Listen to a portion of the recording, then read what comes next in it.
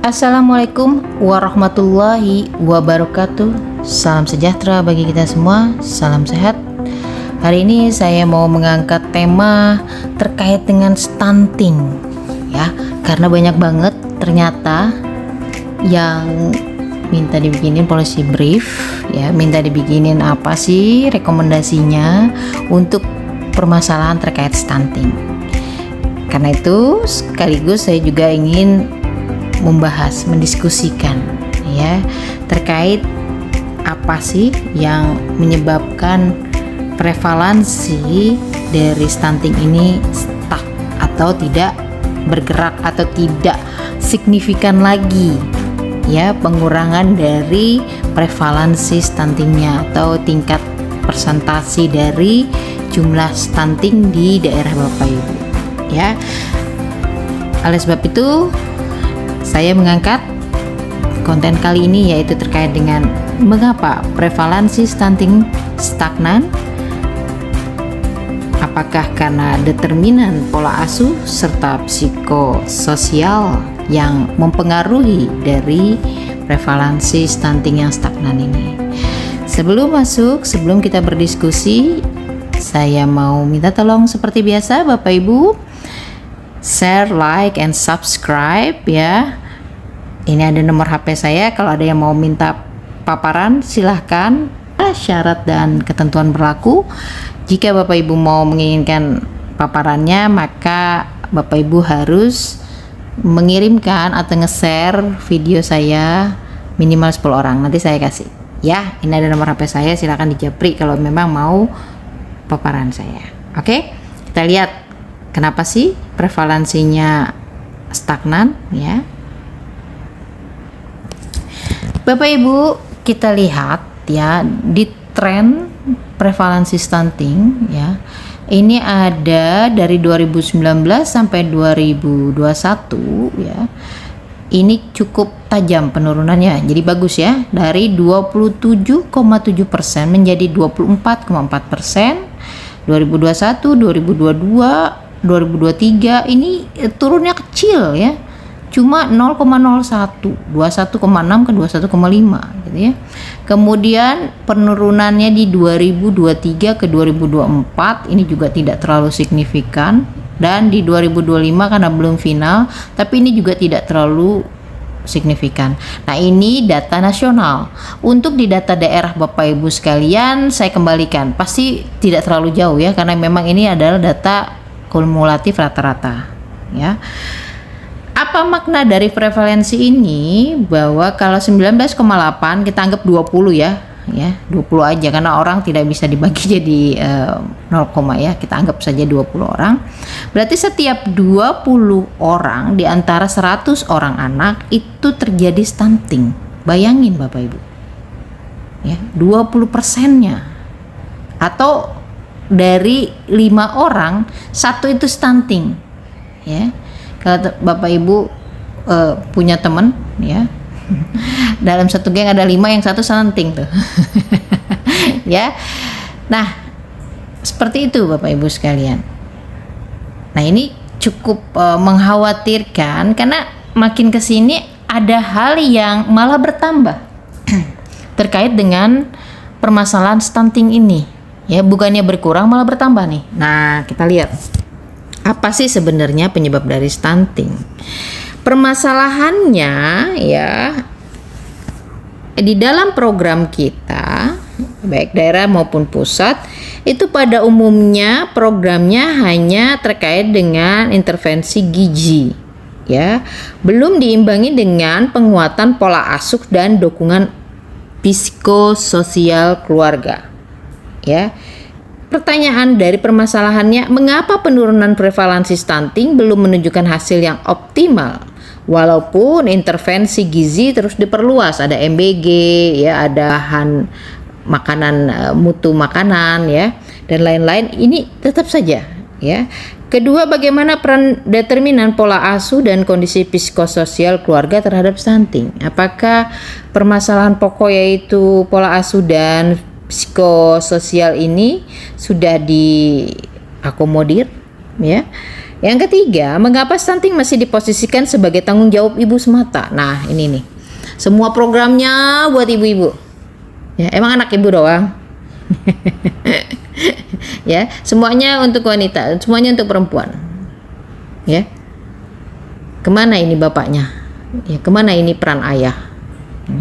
Yang keempat, bagaimana ketimpangan gender mempengaruhi efektivitas penanganan stunting di daerah?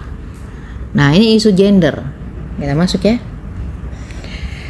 Kita lihat ciri-ciri stunting kayak gimana sih? Apakah karena badannya pendek ya, kemudian kepalanya lingkarnya kecil atau lain-lain, atau lingkarnya besar?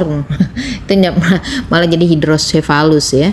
Tidak. Ya, kita lihat dari ciri-ciri stunting yang kita lihat dari gerak-gerik atau fisiknya dia ya. Yang pertama, pertumbuhan fisik, tinggi badan lebih pendek dari standar usia. Jadi kita harus perhatikan juga, bisa saja stunting, bisa saja kurang gizi ya. Ini tidak melihat gennya ya. Kalau gennya memang pendek ya, kita sudah tidak bisa katakan itu dia stunting atau kurang gizi. Tapi kalau dia itu kakak-kakaknya atau orang tuanya itu tinggi dan dia tidak maksimal, nah ini. Nah, kedepannya permasalahan kurang gizi dan stunting ini juga akan semakin banyak, bukan karena dia orang miskin. Ya, kita lihat yang kedua, laju pertumbuhan atau pertambahan tingginya terhambat. Saya miris Bapak Ibu sekalian. Ya, banyak yang diet, ada juga terhambat tuh. Ya, walaupun itu tidak bisa dianggap stunting, saya melihat kok kenapa jadi orang kita jadi tambah mini gitu ya. Sedangkan kalau kita ke luar negeri orang-orang tambah tinggi. Ini orang Indonesia tambah kecil-kecil gitu ya. Karena ya yang disukai itu yang langsing ya, yang apa namanya, tidak gemuk, tidak kekar gitu ya, tidak tinggi besar gitu ya, yang disukai apa terutama wanita ya.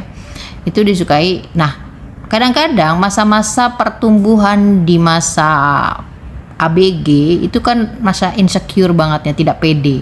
Nah, itu mereka banyak sekali yang diet ya, nah, mengurangi makan, akhirnya jadi diet yang tidak terarah gitu ya. Akhirnya mereka pertumbuhannya tidak maksimal. Ya, di antara umur 12 sampai 18 tahun itu padahal sangat tinggi sekali pertumbuhannya. Selanjutnya dari sisi berat badan ini sama tadi ya, pertumbuhan berat badan ya ini rendah.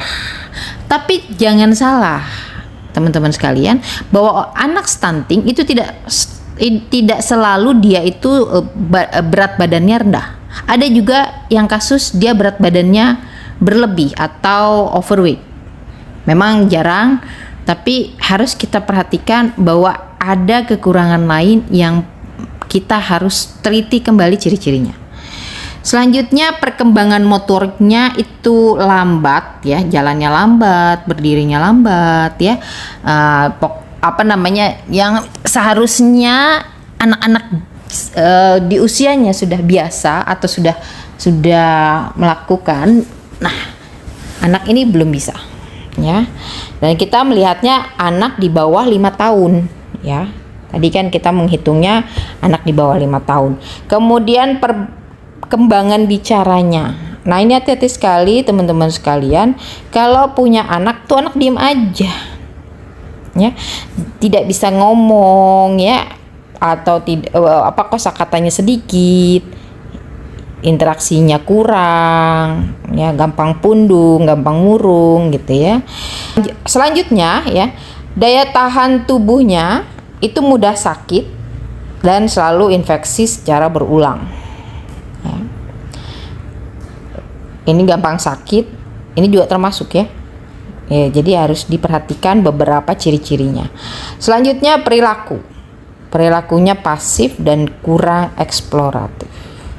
Ya, jadi dia lebih banyak murung, lebih banyak pundung, ya, gampang sensitif, tidak bisa bergaul dengan baik, gitu ya, introvert yang terlalu hiper gitu ya. Kemudian stimulasi dan interaksi, minim stimulasi, interaksinya terbatas, ya. Lingkungan pengasuhan ini biasanya ibu kelelahan, ya. Ibu kelelahan atau ibu bekerja, ini jarang sekali mau ngajak anaknya bicara, atau anaknya diasuh oleh orang lain yang ya karena bukan anaknya, dia tidak mau ngajarin bicara, tidak mau ngajarin berjalan, akhirnya semuanya terlambat ya. Ini juga perlu dilihat kasus by kasus ya, apa masalahnya. Kemudian stres tinggi ya, dukungan minim. Nah, ini tadi peran ayah. Belum saya lihat ada program dari pemerintah daerah atau pemerintah pusat itu melibatkan peran ayah dalam stunting. Ya, semuanya peran ibu, walaupun memang ibu yang harus menyiapkan anak dari mulai dalam kandungan sampai dengan dia lahir, ya, sampai menyusui dan lain-lain ya. 1000 hari pertamanya itu memang seorang ibu, tapi peran dari ayah itu lebih ke psikolog. Teman-teman lihat ciri-ciri stunting itu lebih banyak dari kejiwaan atau dari fisik. Kita lihat dari perilaku pasif kurang eksploratif. Kenapa seseorang itu pasif dan kurang eksploratif? Berarti dia memendam sesuatu. Namanya anak-anak itu tidak bisa berkata-kata, tidak bisa mengungkapkan. Bisa saja itu karena efek traumatik. Karena dari bawaan dari dia lahir atau bawaan orok ya, kata orang Betawi ya. Kemudian stimulasi interaksi minim ya. Dia introvert berlebihan. Perkembangan bicaranya, perkembangan motoriknya. Ini kenapa? Ya. Pasti ada yang salah, bukan sekedar dia kurang makan, bukan sekedar ekonominya buruk. Ini lebih ke mental. Kenapa saya bilang begitu? Karena saya seorang wanita dan pernah hamil. Ya. Itu perasaan sangat mempengaruhi bagaimana perkembangan janin di dalam perut, dalam tubuh. Kalau teman-teman mau ngebentuk anak, ini teman-teman yang wanita ya, paling baik membentuk perilaku anak itu di dalam tubuh, di dalam perut. Diajak ngomong, diajak interaksi, ya. Diajarin macam-macam, termasuk makanya banyak juga yang menstimulus dengan Al-Quran, dengan lagu-lagu klasik biar anaknya tenang dan lain-lain ya. Pembentukan anak itu ada di dalam janin yang paling awal. Makanya dibilang ibu adalah madrasatun. Nah, ketika si ibu stres ya, jangankan anaknya yang di dalam perut, anak udah lahir juga akan ikut terdampak. Nah, ini yang kasus by kasus, teman-teman sekalian harus mengecek nih di daerahnya masing-masing. Cek nih kenapa si ibu stres, apakah saat hamil ada masalah ekonomi? Apakah saat hamil ada masalah rumah tangga seperti ya mungkin KDRT, ya mungkin perselingkuhan, ya mungkin juga mertuanya galak, iparnya rese, tetangganya tukang gosip. Ya, ini perlu kita lihat. Karena orang hamil itu rentan sekali yang namanya emosinya. Jangan suka membandingkan antara generasi kita dengan generasi yang sekarang. Gitu aja baper, baru digini-gini gitu-gitu baper. Generasi sekarang mah mentalnya kurang, begitu aja stres. Loh, generasi yang sekarang itu anak-anak kita, adik-adik kita. Berarti kita yang ngebentuk mereka seperti itu. Jadi jangan menyalahkan generasi, tapi bagaimana kita mencari solusi. Jadi jangan main salah-salahan. Oh, generasi sekarang mentalnya buruk, oh generasi sekarang mentalnya tempe gitu ya. No. Bagaimana kita mencari solusi supaya ini menjadi hal yang tidak berulang dan bertambah gitu ya. tadi kita katakan bahwa yang paling utama adalah terkait dengan pola asuh, kemudian terkait dengan psikososial. Bagaimana seorang ibu itu bisa dicari apa yang menyebabkan dia menjadi stres, terutama saat hamil dan ketika setelah melahirkan. Lalu peran ayahnya di mana? Jangan udah kagak berperan, dia malah menambah stres. Gak berperan masih mending tuh ya, dia tidak nambah-nambahin masalah, cuma gak ada aja. Ini udah nggak berperan, nggak bantuin gitu ya. Ini malah nambahin gitu ya. Bermabuk-mabukan, judi, judol itu sangat banyak sekali.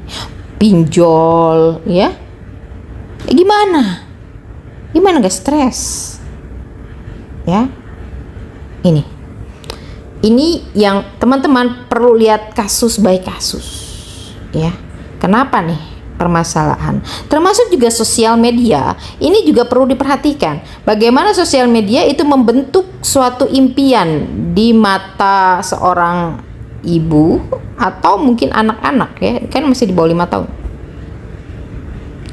Ya. Nah, jadi punya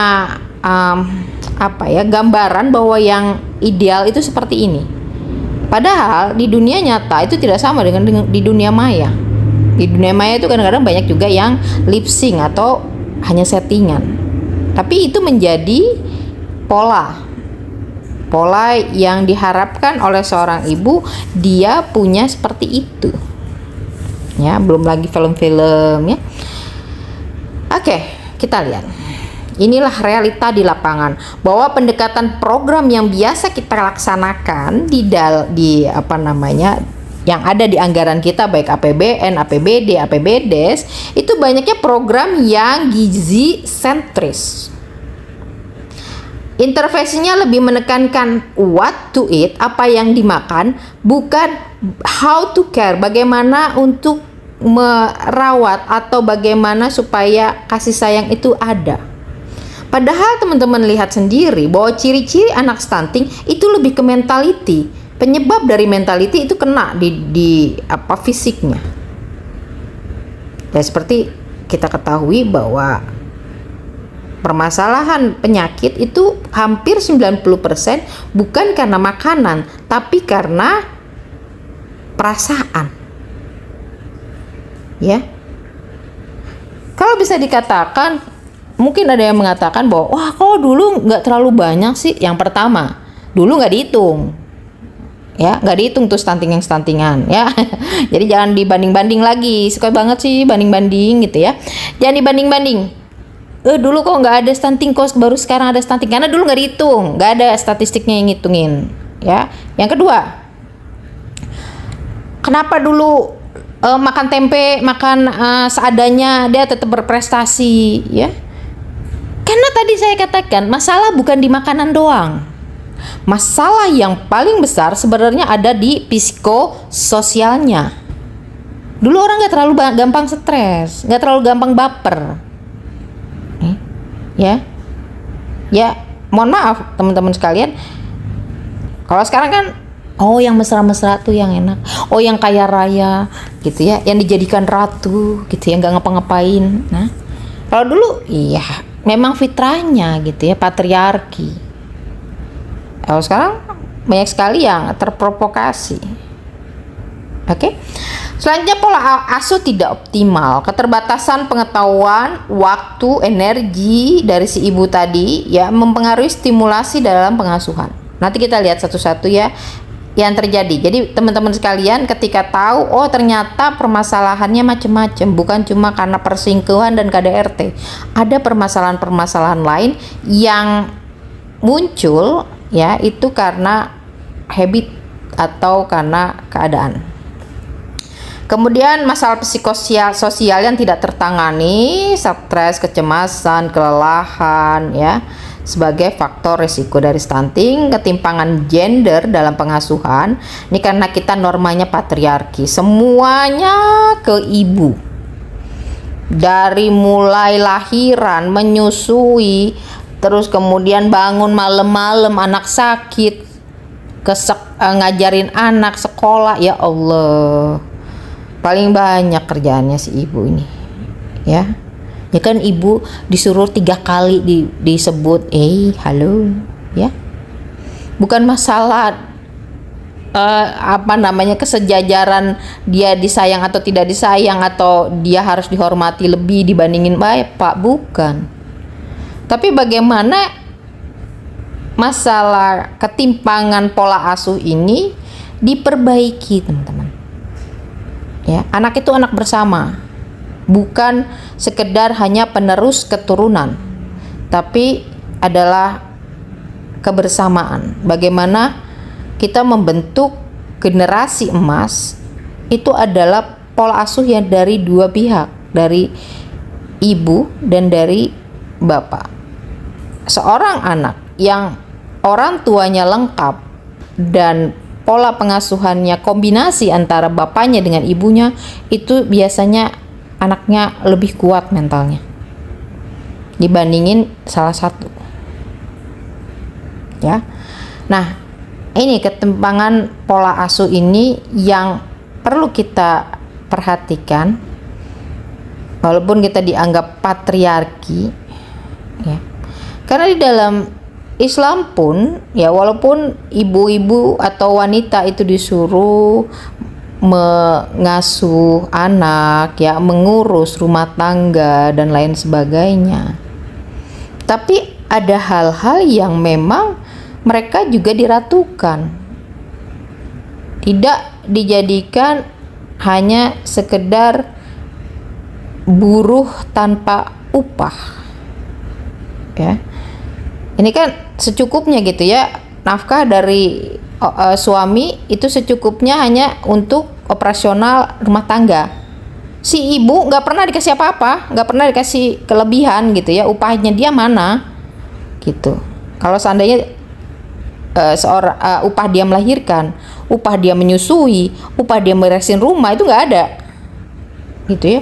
Nah, ini yang membuat ketimpangan. Kalau selama ini terus begini, ini akan, ya, tadi ada pemikiran-pemikiran dari feminisme atau wanita bahwa untuk apa punya suami, hanya menambah beban. Karena tanpa suami mereka bisa melakukan apa saja. Ya, kebetulan karena bentuk dari patriarki ini membuat seorang wanita itu bisa segala macam, multitasking. Sedangkan pria itu hanya disuruh bekerja di kantor. Dan ketika bapak ibu punya anak laki-laki pun, itu pun hanya tidak disuruh ngapa-ngapain, ya. Tidak disuruh masak, ya, tidak disuruh bersih-bersih. Dia hanya disuruh belajar doang. Belajar juga wanita bisa gitu, ya. Nah, ini nanti akan menggerus, ya, bangsa yang akhirnya menjadi yang perempuan tambah kuat, yang laki-laki melemah, ya, atau malah yang perempuan menjadi stres, ya, dan yang laki-laki hilang arah. Lalu kebijakan yang kurang tepat ini, ya, tepat sasaran, ya, kurang tepat sasaran. Ini program stunting belum sepenuhnya dirancang dengan pendekatan perencanaan dan penganggaran responsif gender. Nah, ini tadi saya katakan. Tadi program-programnya itu banyaknya hanya untuk penambahan makan, PMBG atau yang lain-lain gitu, ya, edukasi-edukasi, hanya sekedar itu. Tapi tidak ada program-program yang memang dianggarkan untuk memahami wanita, ya. Wanita itu seperti apa, ya, wanita itu apa maunya, wanita itu dengan bebannya yang begitu banyak bagaimana. Nah, itu tadi psikososial itu, ya, konseling dan lain-lain itu perlu diterapkan ke depannya. Oke, kita lihat, ya. Nah, ini bahasa kerennya gender blind. Kenapa? Karena tadi nggak ngerti apa sih program atau edukasi yang dibutuhkan oleh ibu-ibu, oleh wanita, ya. Yang ada cuma pemberian makanan tambahan, ya, pemantauan berat badan, edukasi gizi, itu aja yang saya selalu lihat di posyandu, ya, di apa namanya, puskesmas dan lain-lain. Padahal yang teman-teman sekali lagi lihat lagi tadi, apa ciri-cirinya anak-anak stunting? Rata-rata itu karena mental, karena kejiwaannya, ya. Yang perlu kita perhatikan program kegiatan di teman-teman di PPA, teman-teman di Bapeda, teman-teman di sosial, teman-teman di kesehatan, ya. Ini bisa lebih mengembangkan lagi programnya, jangan kopas terus, ya, copy paste, ya. 10% kan untuk kesehatan, ya. Coba psikososial ini lebih dinaikkan, gitu ya, programnya. Yang pertama, masalah itu adalah perubahan fungsi menjadi tulang punggung. Wanita sekarang banyak sekali yang menjadi tulang punggung, ya. Padahal dulu kakek buyut kita, Nabi Adam, itu menginginkan teman hidup diambilnya dari tulang rusuk nih, ya.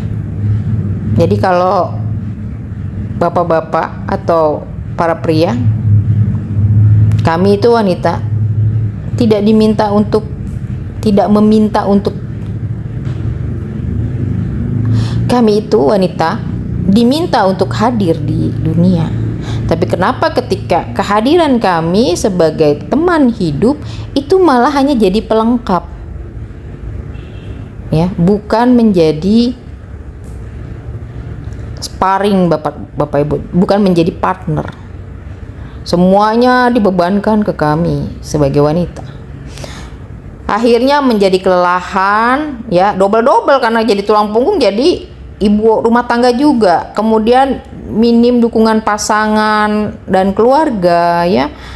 Ketika dia di rumah serba salah di rumah. Oh, kamu cuma ngabisin makanan.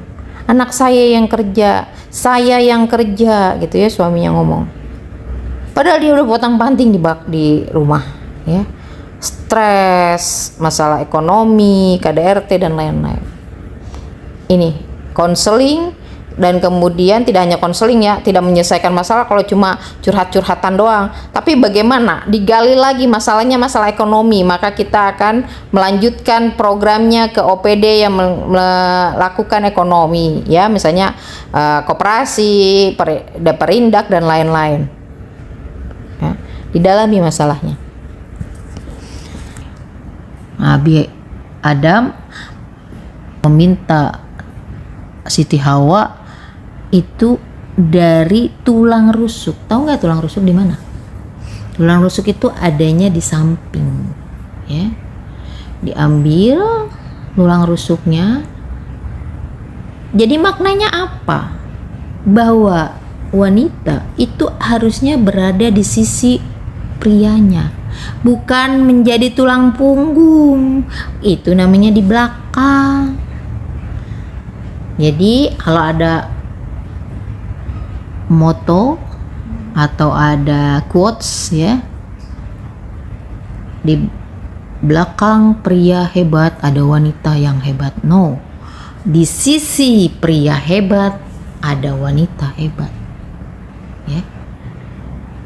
Kalau dia tulang rusuk, fungsinya, tahu tulang rusuk? Karena dia bentuknya di dekat perut, ya, jadi dia harus melindungi. Bentuknya bengkok, beda dengan punggungnya, dia lentur, ya, lurus dan lentur.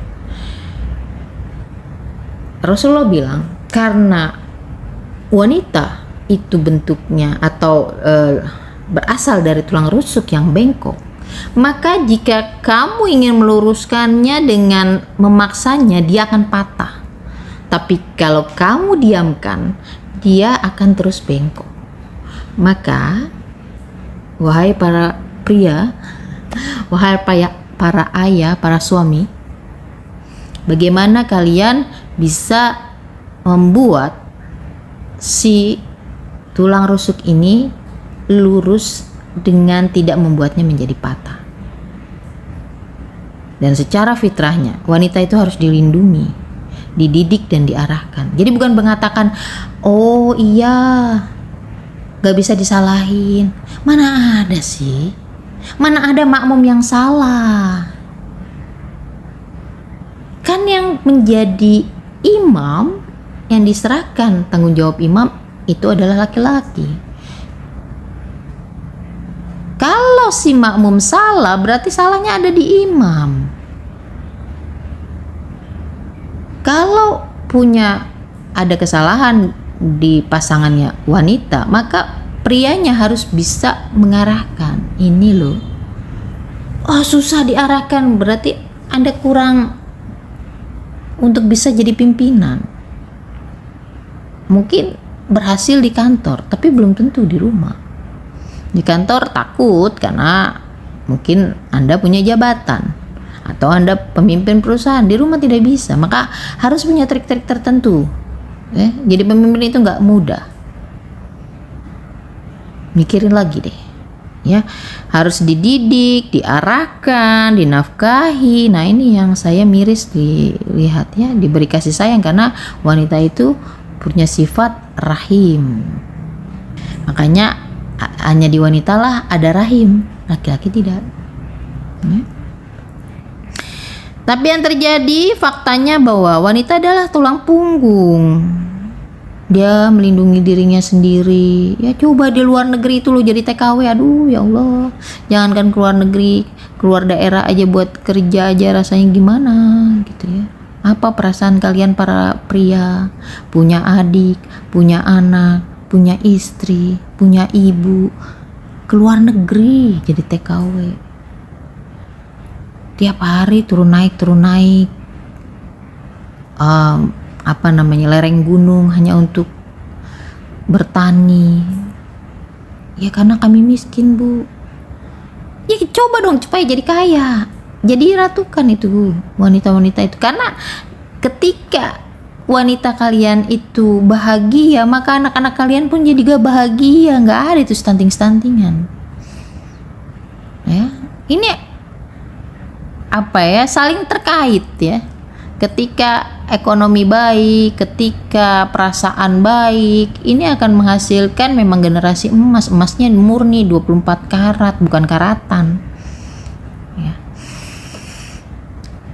Lalu ada lagi dibilang nih, ras terkuat itu kan wanita, makanya rahim di sana apa segala macamnya, tahan banting ya, melahirkan juga gitu ya, nggak bisa disalahin. Belok sen kiri tapi beloknya ke kanan gitu ya. Pernah nggak ada yang mikir kenapa kejadian seperti itu? Itu nggak bercanda teman-teman sekalian. Saya berapa kali melihat seorang ibu itu nganterin anak pergi ke sekolah, pulang dari nganter anak pulang pergi sekolah, itu kesenggol karena kebetulan daerah rumah saya adalah daerah Cijantung. Itu kesenggol truk atau mobil besarnya Kopassus, meninggal seketika. Disalahin sen gitu ya, nggak bisa.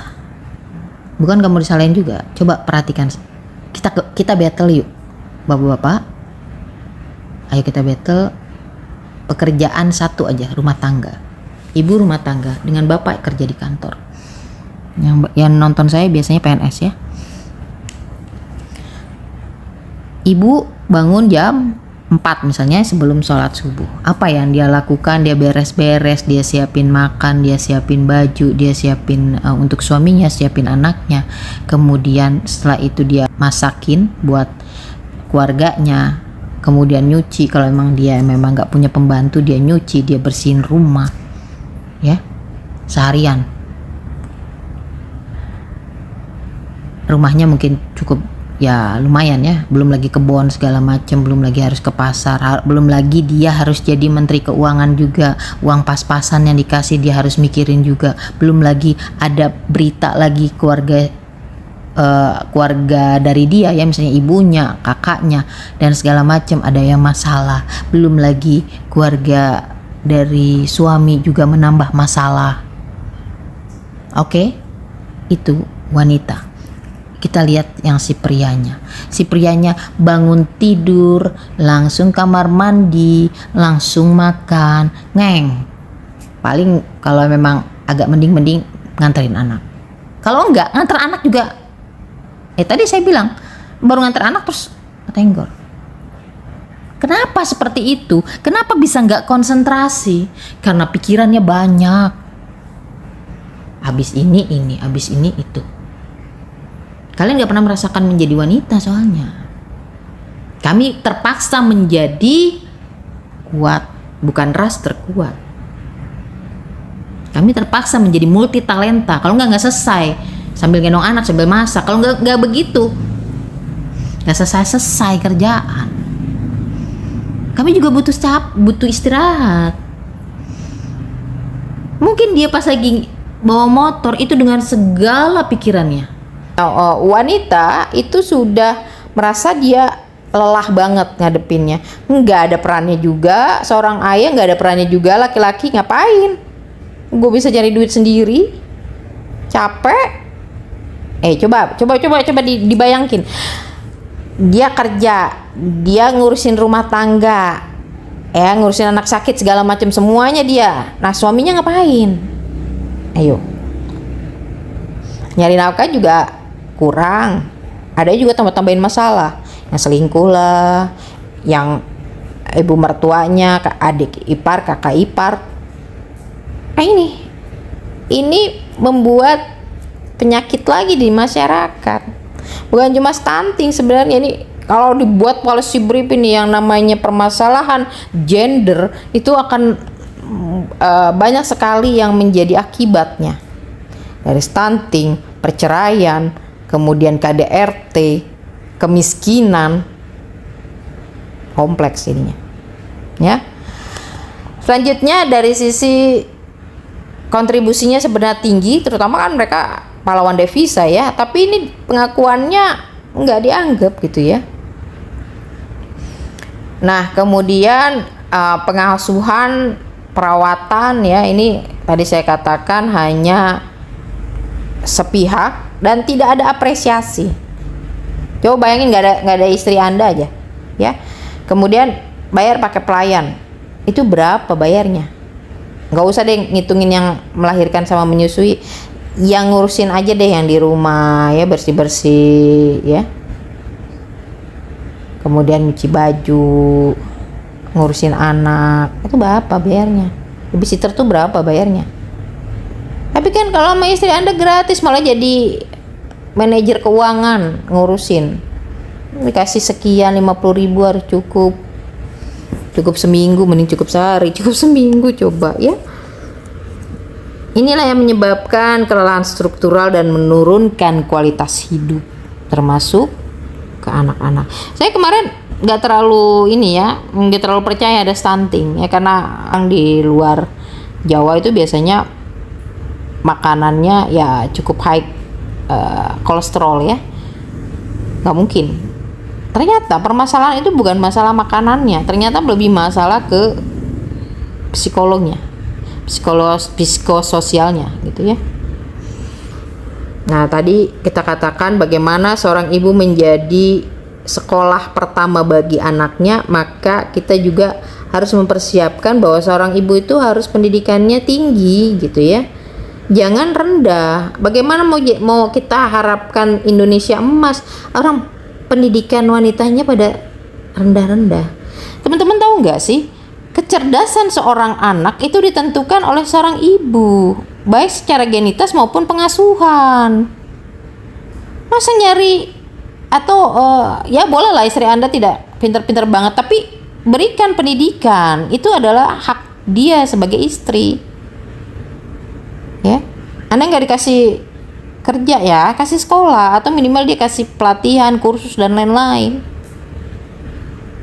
Jadi ketika dia memberi edukasi ke anaknya jadi pinter ya.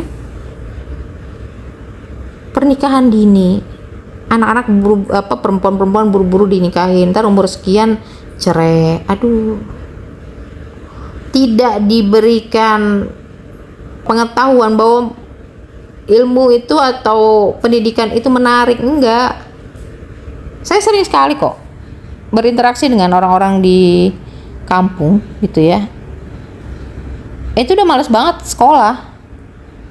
Ada males, kepala gue puyeng belajar matematika, belajar ini itu, nggak mau.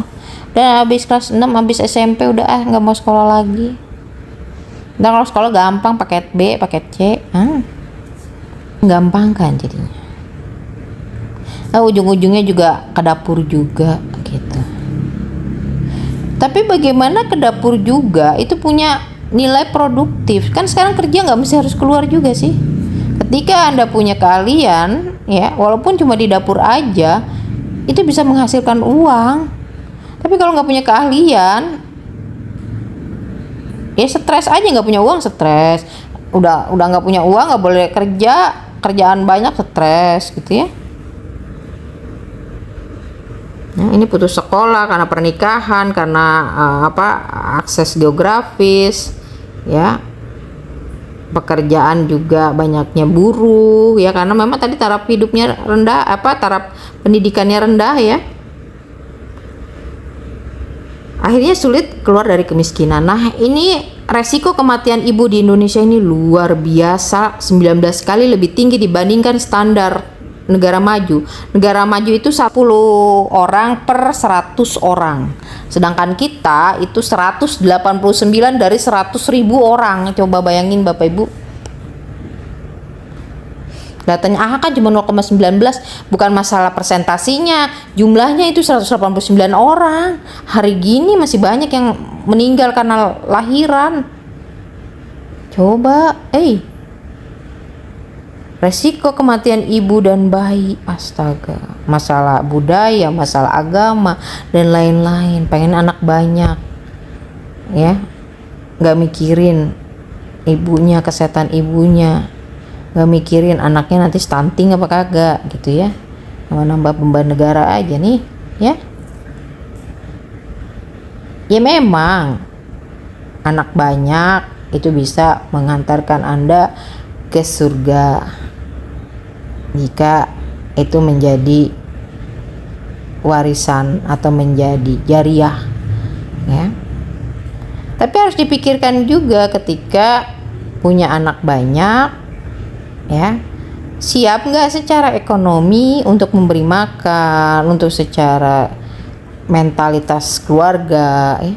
Karena manusia itu terdiri dari dua, roh dan jasad. Nggak bisa cuma jasadnya doang yang Anda kasih makan, jiwanya, rohnya tidak bisa. Sedangkan roh dan jiwa itu hampir 90% mempengaruhi kehidupan seseorang. Karena kalau seseorang itu sudah tidak ada rohnya, ya udah jadi mayat, kan nggak mungkin juga mau dikasih makan. Coba bayangin ya, suruh banyak anak ya, tidak dipedulikan ketika dia hamil, gimana coba? Dibiarkan cari kerja, cari nafkah padahal sedang hamil. Ya kalau nggak berat sih nggak masalah, tapi ini mungkin berat, apalagi kerja lagi di rumah tangga. Eksploitasi tenaga kerja perempuan ini menjadi permasalahan juga ya, bahwa ketika perempuan dihadirkan ini hanya sebagai pelengkap. Tadi saya katakan bahwa di tempat-tempat tertentu untuk ASN saja cuma 17% itu wanita ya. Kemudian di kabinet itu 20%, di dewan itu 22%, di swasta agak mending 35%. Tidak ada jaminan sosial ya. Kekerasan dalam rumah tangga itu dianggap biasa, kadang tidak bisa dicampuri, tidak bisa ditolong. Coba nih teman-teman lihat, yang jadi kuli ini wanita nih, bawa apa tuh, batu bata. Nah, tadi saya katakan bahwa untuk program stunting ini intervensinya lebih ke what to eat, bukan how to care. Padahal kita ketahui dalam tubuh manusia itu ada dua hal tadi, jiwa dan jasad.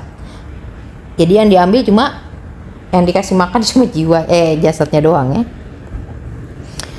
Bahwa pendekatan program terutama untuk selanjutnya gitu ya, jangan hanya gizi sentris dan jangan hanya ibu yang jadi target ya. Ibu jadi target utama, jadi objek edukasi, bapaknya nggak diajak, suaminya nggak diajak.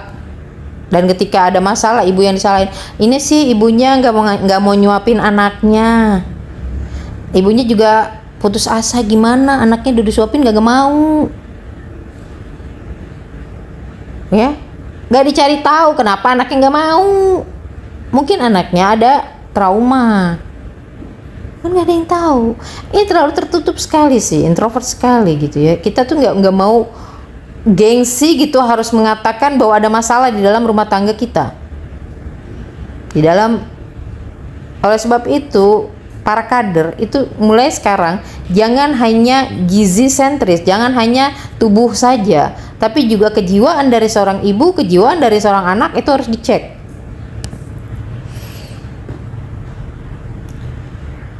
Kita lihat penambahan makanan tambahan atau PMT dibagi berat badan naik sesaat ya naik sesaat, karena dikasih makanan bergizi, tapi nanti kalau misalnya dia udah bosen tuh makanan, dia udah nggak mau makan. Dan kalaupun dia bisa keluar dari stunting itu lama, bisa 2-3 tahun. Itu pemborosan negara tuh besar sekali. Bagaimana kalau misalnya yang kita perbaiki adalah secara psikolognya. Ya. Prevalensi tidak optimal. Teman-teman sekalian, ini kita perlu perhatikan ya. Saya punya cerita tentang Abu Nawas. Suatu hari Abu Nawas tuh mencari cincinnya yang hilang di luar rumah. Ya, sekian jam dia cari-cari di halamannya, akhirnya tetangganya nanya juga gitu kan, ngapain Abu Nawas nyari cincin? Kita bantuin ya, silakan. Nah, sekian jam kemudian salah satu tetangganya bertanya, coba diingat-ingat, emangnya cincinnya hilang di mana sih? Si Abu Nawas tidak perlu mengingat-ingat, dijawab langsung, cincinnya hilang di dalam rumah.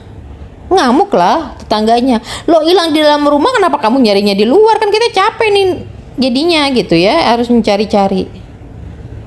Abu Nawas bilang, ya itulah kita,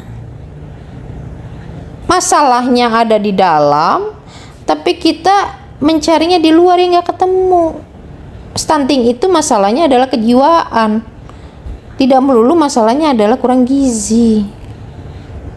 Tapi bertahun-tahun kita hanya program yang kita fokuskan adalah terkait dengan gizi sentris. Nah, ini kita lihat dari implikasi ekonomi sosial, kemiskinan antar generasi ya. Ini jangan sampai ya, jangan kita udah stop, kita putuskan mata rantai stunting. Jangan jadi warisan dari tata kelola ya, program tumpang tindih, tidak efektif, anggaran besar tapi tidak sebanding dengan impactnya. Ya itu tadi, karena mencari cincin hilang di dalam, kita nyarinya di pekarangan. Koordinasi antar OPD ini juga masih silo ya. Apa rekomendasinya untuk jangka pendek ya? Awal dari kita memberi edukasi adalah kepada calon pengantin. Ini masih bisa kita tangkep nih, yang cowoknya masih bucin-bucinnya nih. ya kita saya gedein deh ya. Jangka pendek kita tarik nih dari calon pengantinnya, masih sayang-sayangnya nih, kita ajarin nih si calon pengantin laki-laki nih, si calon ayah nih. Kalau perlu kita kasih contoh gitu ya. Kemudian yang kedua, kita screening stres. Screeningnya ya, screeningnya bukan pakai alat itu di screening gitu, enggak. Screeningnya itu biasanya seorang konseling tahu lah ya. Misalnya dia pertanyaan-pertanyaan yang mengetahui bahwa orang ini sebenarnya ada masalah. Seperti tadi saya tanyakan ya, anak pertama, anak kedua stunting enggak gitu ya. Kenapa dia bisa nggak mau makan gitu? Kenapa dia bisa stunting? Dia nggak mau makan, Bu. Kenapa dia nggak mau makan? Terus ya, sampai akhirnya kita ketemu, oh permasalahannya adalah A1. Jadi kita bisa melihat bahwa permasalahan itu kadang-kadang nggak bisa satu tuh. Kalau udah masalahnya masalah kejiwaan, itu bukan hanya sekedar KDRT, stres ini, capek, apa segala macam. Itu nanti akan banyak lagi, ya. Makanya diusahakan di puskesmas itu ada konseling minimal satu puskesmas kecamatan itu satu konseling, ya. Lalu ada konseling untuk suami istri, ya. Jadi ketika anaknya stunting, sekali lagi jangan dibebankan kepada ibu doang, panggil bapaknya, edukasi juga bapaknya, ya. Bapaknya kenapa nih anaknya stunting, diliatin dong. Bukan cuma diliatin doang, ada masalah nggak di keluarga gitu ya, dicek, di screening juga ya, kali ada permasalahan ya. Kalau bapaknya nggak mau ya berarti itu udah jadi kompleks jadinya ya, bisanya hanya bisa menguatkan si ibunya doang. Nah ini yang menjadi permasalahan yang tidak bisa diatasi kalau tidak ada kesadaran. Kemudian yang agak berbeda sedikit adalah masalah air. Kalau memang di tempat Bapak Ibu air limbah dan sanitasi itu belum baik, ini tolong dicek ya, karena ini juga akan menjadi penyebab stunting. Kemudian untuk jangka pendek ini ada posyandu untuk ayah nih ya. Ini tidak ada, mungkin di waktu-waktu tertentu si ayah nih yang bawa anaknya, atau kelas edukasi untuk ayah. Bagaimana supaya mau ikut ya, apalah gitu ya, tidak diperpanjang STNK-nya kalau tidak ikut edukasi ayah misalnya ya. Tadi kan kalau mau konseling calon pengantin, ini edukasi pengantin kan tidak boleh ikut tidak boleh mendaftar KUA kalau tidak ikut edukasi kan biasanya ya. Nah ini juga begitu ya, bagaimana si ayah mau ikut kalau misalnya gitu, anaknya nggak boleh masuk sekolah kalau ayahnya belum ada sertifikat posyandu edukasi stunting misalnya ya. Jadi edukasi stunting itu jangan hanya makanan melulu ya, lebih ke psikolognya ya.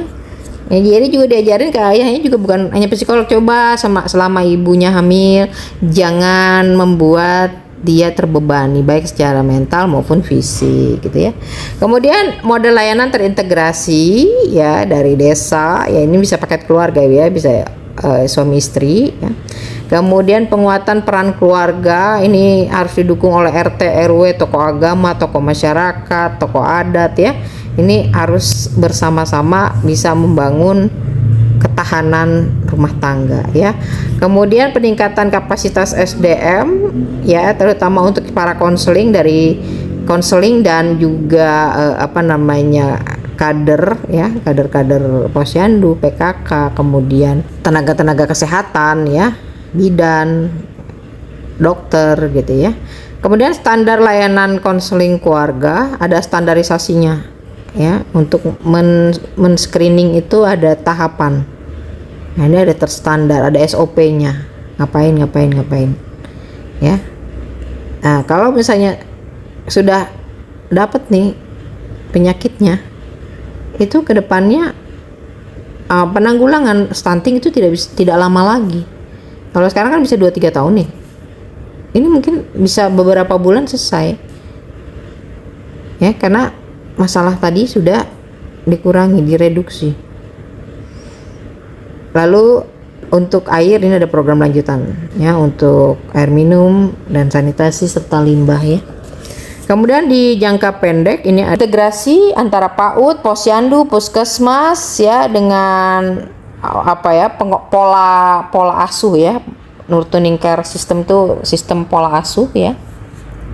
Jadi tidak hanya anak yang disekolahkan ya, tapi ini ada kesinambungan antara program di posyandu, di PAUD, kemudian di puskesmas ya, dalam satu integrasi ini untuk jangka panjang 3-5 tahun ke atas ya.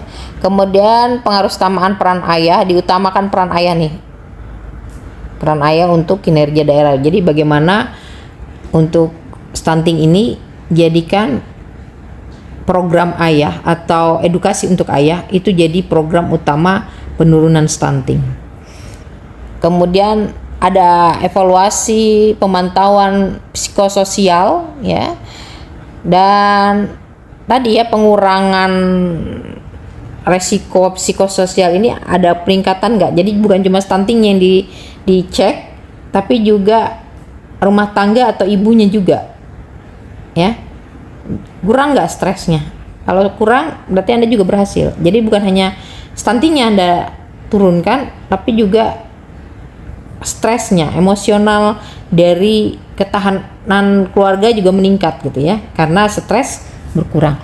Dan tadi dari air ya, itu ada investasi WOS ya untuk ketahanan lingkungan dan infrastruktur ya untuk ke depan ya.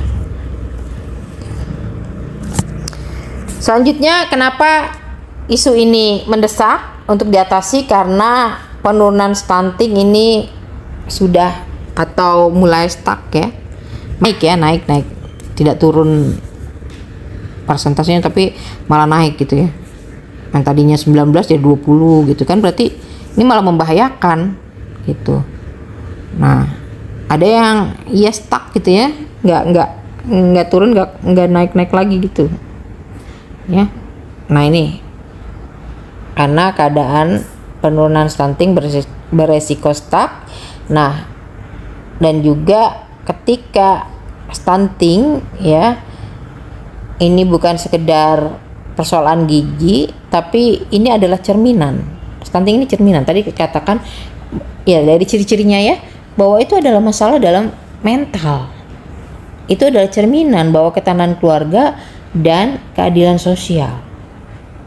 Ya, masalah perasaan dan masalah ekonomi, sosial dan ekonomi. Demikian teman-teman terkait konten yang saya berikan terkait dengan stunting ya.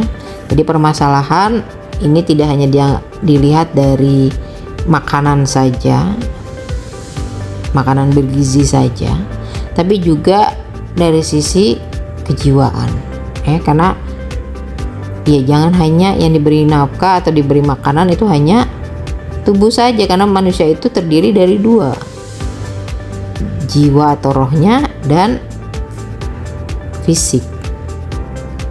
Nah, fisik itu pasti mengikuti dari jiwanya.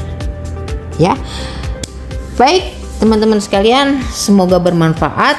Kurang lebihnya saya mohon maaf. Billahi taufiq wa hidayah. Wassalamualaikum warahmatullahi wabarakatuh. Sampai jumpa. Terima kasih.